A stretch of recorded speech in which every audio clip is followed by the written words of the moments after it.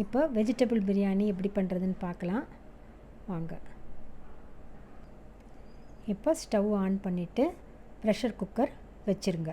அது மேலே இப்போ குக்கர் நல்லா சூடானதும் ஒரு 3 ஸ்பூன் எண்ணெய் அதில் ஊற்றிக்கோங்க. இப்போ 3 ஸ்பூன் எண்ணெய் கூட 3 ஸ்பூன் நெய் போட்டுக்கோங்க. இப்போ எண்ணெய் சூடான உடனே 2 பிரிஞ்சி இலை, 3 ஏலக்காய், 4 கிராம்பு, ஒரு துண்டு பட்டை இதெல்லாம் போட்டு நல்லா வதக்கிக்கோங்க. இப்போ இந்த பட்டை கிராம்பு கூட ஒரு கீரி வச்சுருக்க பச்சை மிளகா, ஒரு பெரிய வெங்காயம் நீட்டாக கட் பண்ணி வச்சுருக்கேன், அதையும் போட்டு நல்லா வதக்கி விட்டுக்கோங்க. இப்போ இந்த வெங்காயம் நல்லா கோல்டன் ப்ரௌன் கலரில் நல்லா வதங்கட்டும். அப்போ தான் இந்த பிரியாணிக்கு நல்லாயிருக்கும். இப்போ இந்த வெங்காயம் நல்லா கோல்டன் ப்ரௌன் கலராக வந்துடுச்சு. அதுக்கப்புறம் ஒரு ஸ்பூன் இஞ்சி பூண்டு விழுது போட்டுக்கோங்க. அது நல்லா பச்சை வாசனை போட்டோம். அதுக்கப்புறம் ஒரு தக்காளி போடுறோம், அது நல்லா வதக்கிக்கோங்க. வதக்கிட்டு கொஞ்சமாக உப்பு போட்டுக்கோங்க அதில், அதுவும் நல்லா வதங்கட்டும்.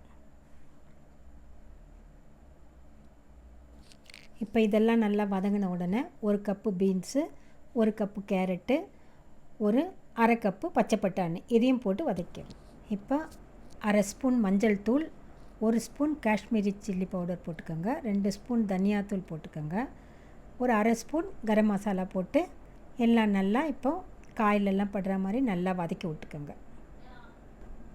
இப்போ அரை கப்பு தயிர், அரை கப்பு புதினா, கொஞ்சம் கொரியண்டர் எல்லாத்தையும் போட்டு நல்லா வதக்கி விட்டுக்கோங்க.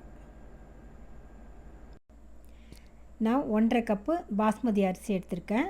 இதுக்கு 2.25 கப்பு தண்ணி கரெக்டாக இருக்கும். இப்போ இதில் சரியாக நீங்கள் உப்பு போட்டுக்கோங்க. உப்பு போட்டுக்கின்னு உப்பு பார்த்துக்கோங்க. இப்போ தண்ணி நல்லா கொதிக்கட்டும். கொதித்த உடனே உப்பு காரம் எல்லாம் பார்த்துக்கோங்க.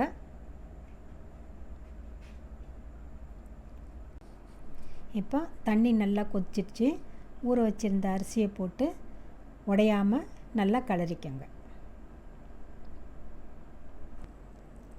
இப்போது குக்கர் மூடி போட்டு மூடிடுங்க. கொஞ்சம் ஆவி வரட்டும். ஆவி வந்தவுடனே விசில் போட்டுக்கலாம். இப்போது ஆவி வந்துடுச்சு, விசில் போட்டுருங்க. விசில் போட்டுட்டு ஒரு விசில் வந்த உடனே ஆஃப் பண்ணிடலாம் ஸ்டவ். இப்போ கேஸ் ரிலீஸ் ஆகிடுச்சு. மூடி ஓப்பன் பண்ணிக்கோங்க. பாருங்கள் பிரியாணி எவ்வளோ நல்லா உதிரியாக நல்லா வந்திருக்கு. ஒரு ஸ்பூன் நெய் போட்டுக்கோங்க. மேலே லைட்டாக கலரி விட்டுக்கோங்க. பிரியாணி ரொம்ப நல்லா வந்திருக்குங்க. இதுக்கு முட்டை தொக்கு நல்லாயிருக்கும், நல்லா மேட்சிங்காக இருக்கும். தயிர் வெங்காயம் பண்ணியிருக்கோம். இதே மாதிரி நீங்களும் பண்ணி பாருங்கள்.